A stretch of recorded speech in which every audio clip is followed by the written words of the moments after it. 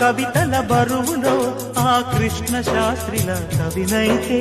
హాయి రెమ్మల కోయిలమ్మకు విరులత్తువు వికసించదా తుమ్మెదడగని మధువులే చెలిసాచి వలపులే చిలికిస్తే మాయ జగతికి ఏ కయామో మధుర కవిత వినిపించడా ఓ కావ్యమా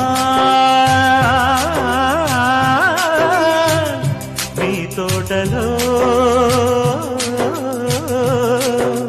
నవరస పోషణి గాలిగా నవ్విన పూలే మాలగా పూజకే సాధ్యమా తెలుపుమా అందమా నీ పేరేమిటి అందమా అందమా